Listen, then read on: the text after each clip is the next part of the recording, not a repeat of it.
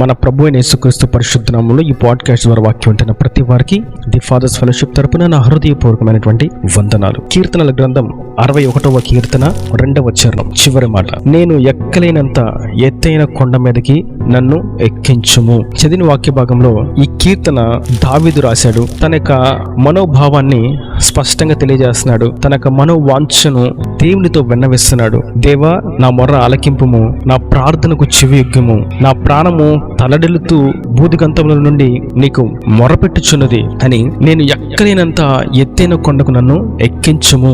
దావీదు తన మనసులో ఉన్నటువంటి ఉద్దేశాన్ని మనం అక్కడ గ్రహించాలంటే, దావీదు ఉన్నటువంటి స్థితి, ప్రతి శత్రువు తనని ఓడించడానికి ప్రయత్నం చేస్తూనే ఉన్నాడు. తన మామ అయినటువంటి సౌలు ప్రయత్నం చేస్తున్నాడు. తన కడుపును పుట్టినటువంటి బిడ్డలు తన మీద యుద్ధానికి కయ్యానికి కాళ్ళు దూతున్నారు, తనని శోధిస్తున్నారు, శ్రమలకు గురి చేస్తున్నారు. తన చుట్టూ ఉన్న వారందరూ అతన్ని ఓడించడానికి ప్రయత్నం చేస్తున్నారు. అయితే ఇక్కడ మనం గుర్తించవలసినటువంటి విషయం, ఎందుకని వారందరూ నా మీదకి రాగలుగుతున్నారు? ఎందుకని వారు నాతో యుద్ధం చేయడానికి సిద్ధంగా ఉండగలుగుతున్నారు? ఎందుకని వారి యొక్క మాటలు తూటాల వలె నా మీదకి విరజమ్ముతూ ఉన్నాయి? ఎందుకని వారి యొక్క పాదాలను నా మీదకి తనడానికి ఎత్తుతున్నారు? ఎందుకని వెంటనే యుద్ధానికి రంగాన్ని సిద్ధం చేస్తున్నారు అంటే, నేను వారికి అందుతున్నాను ప్రభువా, నేను వారికి అందుబాటులో ఉన్నాను గనుకే వారు నన్ను కఠినమైనటువంటి స్థితిలోకి తీసుకువెళ్ళాలని, అణిచివేయాలని దుర్మార్గమైనటువంటి ఆలోచనలు చేస్తున్నారు. అయితే నేను ఎక్కలేనంత ఎత్తైన కొండకు నన్ను ఎక్కించు. అప్పుడు నేను ఎక్కినటువంటి ఆ కొండ మీదకి వీరెవ్వరూ ఎక్కలేరు కనుక నేను నీతో పాటు ఉంటాను. నీ ఉండేటువంటి ఆ స్థానానికి, ఆ ఉన్నతమైనటువంటి శిఖరాలకు నన్ను ఎక్కించుము అని దావీదు ప్రార్థన చేస్తున్నాడు. మరో విషయాన్ని మనం చూస్తాం. ఇదే కీర్తనల గ్రంథం 131వ కీర్తన 1వ చరణం, యెహోవా, నా హృదయము అహంకారము గలది కాదు, నా కన్నులు మీదు చూచినవి కావు. నాకు అందని వాటి ఎందైనను గొప్ప వాటి ఎందైనను నేను అభ్యాసము చేసుకునట్లేదు. ఈ కీర్తన కూడా దావీదే రాశాడు. 61వ కీర్తనలోనేమో నేను ఎక్కలేనంత ఎత్తైన కొండకి ఎక్కించుము అంటున్నాడు.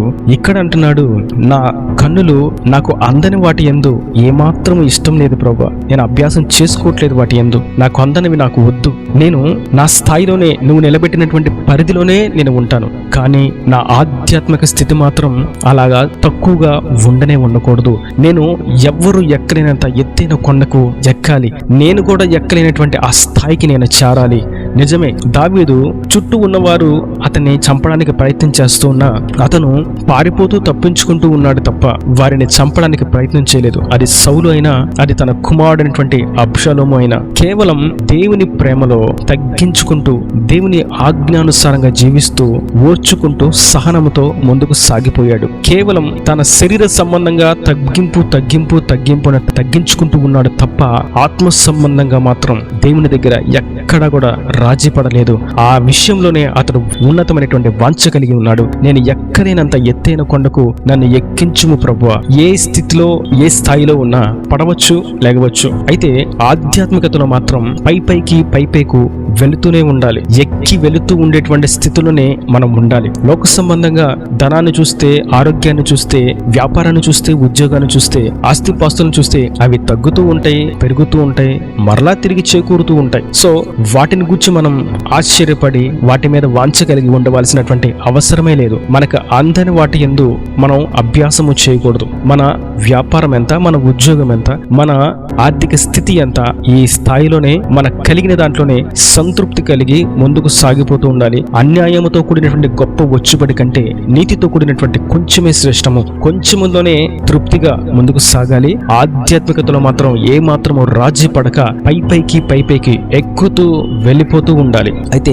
చాలా చోట్ల మనం చూస్తూ ఉంటాం, ఏ మాత్రం ఆధ్యాత్మిక విలువలు లేనివారు, రక్షణ లేనివారు, ఆత్మ నింపుదల లేనివారు పైపైకి ఎక్కుతూ ఉన్నారు, పైపైకి ఎదుగుతూ ఉన్నారు. మరి వారి పరిస్థితి ఏంటి అని మనకు ప్రశ్న రావచ్చు. ప్రపంచవ్యాప్తంగా ఎంతో మంది నాస్తికులు గాని, క్రీస్తుని ఎరుగని వారు గాని, రక్షణ లేని వారు గాని చూస్తే వారు ఎంతో ఉన్నతమైనటువంటి శిఖరాలను అధిరోహించిన వారుగా కనిపిస్తూ ఉంటారు. అయితే మరి వారిని చూస్తే వారు ఎక్కలేనటువంటి ఎత్తైన కొండకు ఎక్కివేశారు కదా, మరి వారు ఎలాగ ఎక్కగలిగారు అంటే అది శరీర సంబంధంగా ఆ వాటన్నిటిని అధిరోహించి ఉండొచ్చు. గొప్పవారుగా, ధనవంతులుగా, భోగభాగ్యాలు కలిగిన వారుగా, ఆరోగ్యవంతులుగా, ఉన్నత దేహులుగా కనిపించవచ్చు. కానీ వారి యొక్క ఆత్మీయత ఎప్పుడో మరణించి ఉంటుంది.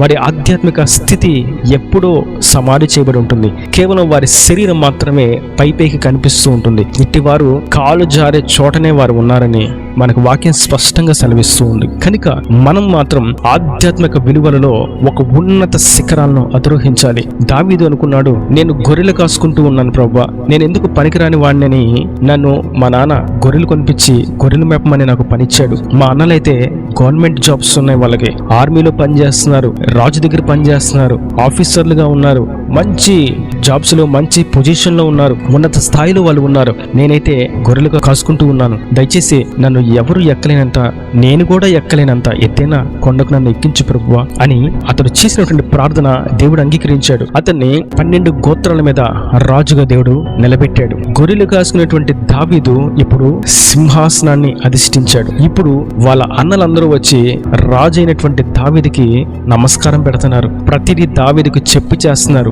దావీదు ఆజ్ఞ లేకుండా వారేమీ చేయలేని స్థితిలో ఉన్నారు. కారణం, వారు శరీర సంబంధంగా ఉన్నత స్థాయిలో ఉన్నారు, కానీ ఆత్మ సంబంధంగా దిగజారిన స్థితిలో ఉన్నారు.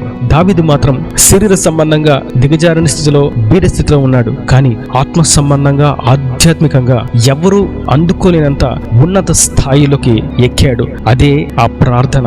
ఎవరు ఎక్కలేనటువంటి ఎత్తైన కొండకు నన్ను ఎక్కించు ప్రభువా, నేను ఎక్కలేనంత ఎత్తైన కొండకు నన్ను ఎక్కించు ప్రభువా, అక్కడ నేను నీ కొరకు నిలబడతాను. దీని అర్థం, మనం దేవుని ఉద్దేశాన్ని నెరవేర్చడానికి, దేవుని ఆజ్ఞానుసారంగా జీవించడానికి, దేవుని సంకల్పంలో జీవించడానికి, నడవడానికి మనం ఎత్తైన కొండకు ఎక్కుతూ ముందుకు వెళ్తూ ఉంటే, ఆయన మనల మీద అజమాయిషి చలాయిస్తున్న వారిని, మనకంటే లోక సంబంధంగా అన్ని రంగాల్లో ఆరితేరిన వారిని తీసుకొచ్చి మన ఆజ్ఞ లేకుండా వారు ఏమీ చేయలేరు అన్నటువంటి స్థాయికి దేవుడు తీసుకువెళ్తాడు. దావీదును అదే ప్రభువు చేశాడు. కనుక మనకు అందని వాటి యందు కొంతమందిని చూస్తూ ఉంటే వారి జీతానికి 10 రెట్లు ఎక్కువ అప్పులు తీసుకుని ఉంటారు. దాన్ని బట్టి వారు కృషించిపోతూ కుమిలిపోతూ ఉంటారు. అందని వాటి యందు అభ్యాసము చేయనేకూడదు. మనకి రాబడి ఎంతుందో ఖర్చు అంతకంటే తక్కువ ఉండాలి, లేదా రాబడి అంతే ఉండాలి. రాబడికి మించి ఖర్చు ఉన్నట్లయితే అందని వాటి యందు అభ్యాసము చేసినట్లు, అక్కర లేకుండా అవసరము లేకుండా వ్యర్థంగా వినియోగిస్తే వ్యయపరిస్తే అది అందని వాటి యందు అభ్యాసము చేసినట్లు.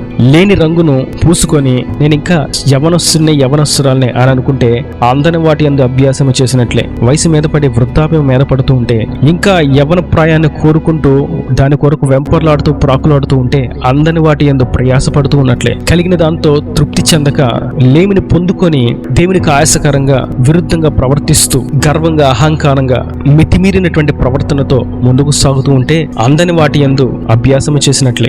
గర్వము, అహంకారము, ధనాపేక్ష, లంచము, వడ్డీలు, శరీర కోరికలు ఇవన్నీ మనకు అందవు, కానీ వాటిని పొందుకోవడానికి ప్రయాసపడుతూ ఉంటారు. గర్వం, ఎక్కడికి వెళ్ళినా నేనే కనిపించాలి, ఎక్కడున్నా నేనే, నా మాటే చల్లాలి, వీళ్ళ మాట ఎవరు వినరు, ఎవరు ఏం చేయరు. కానీ వీరి మాట, వీరి ప్రవర్తన, వీరి జీవన శైలి గర్వంతో కూడినదై ఉంటుంది. అంటే వీరు కోరుకుంటున్నారు ఆ స్థాయిని. మందు వచ్చి నన్ను తాగు అని అనదు, ఏ సిగరెట్ వచ్చి నీ నోట్లో ఉంటా నేను అని అనదు. దాని కొరకు వీళ్ళు వెళ్ళి దాన్ని తెచ్చుకొని వీరు కావాలన్న పని చేస్తారు. అంతని వాటి యందు అభ్యాసం చేస్తున్నారు. తెల్లగా మారినటువంటి జుట్టు నల్లగా మారనే మారదు, కానీ దాన్ని నల్లగా మారిస్తే అందని వాటి యందు అభ్యాసము చేసినట్లు. లేని దానిని కల్పించుకుంటూ హుందాతనాన్ని చూపించుకోవాలని గర్వంతో అహంకారంతో ముందుకు సాగితే అందని వాటి యందు అభ్యాసము చేసినట్లు. కనుక దేవునికి ఆయాసకరమైనటువంటి వాటిని విడిచిపెడదాం. మనం ఆత్మీయతలో మాత్రమే ఉన్నత శిఖరాలను అధిరోహించే విధంగా కోరుకుందాం. దావీదుని హెచ్చించాడు. దావీదు యొక్క పాలన తన తర్వాతగానే, తనకు ముందుగానే అటువంటి ఆశీర్వాదాన్ని పొందుకున్న వారుగా ఉన్నవారు ఎవరు లేరు. దేవుని చేత అటువంటి వాగ్దానాన్ని పొందుకున్న వారు ఎవరు లేరు. దేవుని చేత అటువంటి సాక్ష్యాన్ని పొందుకున్న వారు ఎవరు లేరు. దావీదు నా హృదయానుసారుడు అన్నాడు, నా చిత్తానంత నెరవేర్చువాడు అన్నాడు, నీ సింహాసనాన్ని నేను స్థిరపరుస్తాను, తరతరాలకు ఒకడు ఉండేలాగా నేను ఆశీర్వదిస్తాను అన్నాడు. చక్కటి జ్ఞానాన్ని ఇచ్చాడు. ఎక్కడికి వెళ్ళినా సరే యెహోవా అతనికి తోడుగా ఉండి ప్రతి యుద్ధంలో జయం అనుగ్రహించాడు. ఉన్నత శిఖరాలను అధిరోహించినట్లుగా చేశాడు. ఎవరిని బట్టి తలదించుకుంటూ ఉన్నాడో తండ్రి అతన్ని బట్టే అతిశయించినట్లుగా దేవుడు దావీదును చేశాడు. ఎందుకు పనికిరాడు అనుకున్న వ్యక్తిని దేశాన్ని పాలించే, గోత్రాలన్నింటినీ పాలించేటువంటి ఆధిపత్యాన్ని దేవుడు అతన్ని ఎక్కించి ఘనపరిచాడు. కనుక నేటి వాక్యం అంటే నీతో నిమిత్తం మనందరితో ప్రభు సెలవిస్తున్నారు. మనం శరీర సంబంధంగా అందని వాటి యందు అభ్యాసము చేసుకొనకూడదు. కేవలం దేవుని యొక్క ఆత్మ వరాల చేత నింపబడ్డానికి, ఆత్మశక్తి చేత నింపబడ్డానికి, ఆత్మ ఫలములు ఫలించడానికి మాత్రమే మనం ఎత్తైన కొండకు శిఖరాల్లో అధిరోహించే విధంగా ఎక్కిపోతూ పైకి వెళ్ళాలి.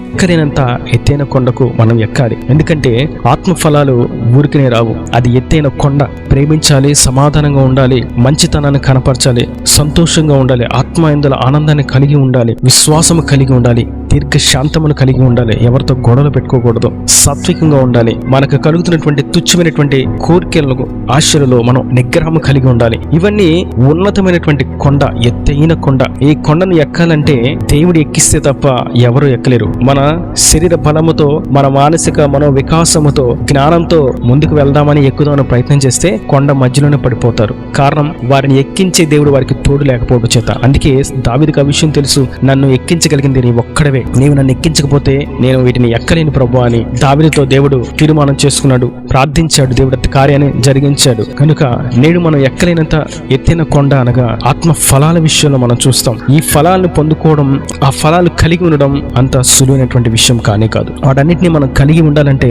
ఆ ఎత్తైన కొండకు ఎక్కే స్థాయిలోకి మనం రావాలి. ప్రభువా, వీటిని నేను ఎక్కలేకపోతున్నాను, ఈ ఫలాలను నేను కలిగి ఉండలేకపోతున్నాను, వీటిని నేను నాలో ఉంచుకోలేకపోతున్నాను, ఈ పాపాన్ని నేను జయించలేకపోతున్నాను అని దేవుని సన్నిధిలో మనం విజ్ఞాపన చేసినట్లయితే, దేవుని సన్నిధిలో మనం మొర్ర పెట్టినట్లయితే, మన స్వరం, మన కన్నీళ్లు ఆయనకు కనబడినట్లుగా చేసినట్లయితే ఆయన మనకు కృపను అనుగ్రహించి ఎత్తైన కొండ మీద మనల్ని నిలబెడతాడు. ఆత్మ ఫలాలు మనలో నిలిచి ఉండినట్లుగా, వాటిని బట్టి మనం ఇంకా ఫలించినట్లుగా దేవుడు చేస్తాడు. ప్రతి పాపాన్ని మన పాదాల కింద త్రొక్కింప చేస్తాడు. అన్నిటి మీద ఎత్తుగా మనల్ని నిలబెట్టి ఆయన మహిమార్థం మనల్ని ప్రజ్వలింప చేస్తాడు. ఈయన దేవుని మాటలు ప్రతి వాని హృదయంలో నీరుకట్టి ఫలింపు చేయను గాక. ఆమేన్. God bless you. తల వంచి కన్నులు మూసినట్లయితే మీ కొరకు చిన్న ప్రార్థన. ప్రేమ స్వరూపి కరుణ కటాక్షం తండ్రి, నా ప్రభువే, వాక్యం ప్రతి ఒక్కటి మీరు జ్ఞాపకం చేస్తున్నట్లుగా దీవించండి, మంచి ఆరోగ్యాన్ని క్షేమాన్ని కాపుదల దయచేయండి. ఇంకా తండ్రి, ఎక్కలేనంత ఎత్తైన కొండకు ఎక్కించండి అని ప్రతి వారు ప్రార్థించినట్టుగా సహాయం దయచేయండి. అందని వాటి అందు ఏమాత్రం అభ్యాసం చేయకుండా కృప దయచేయండి. పాపాల విషయమే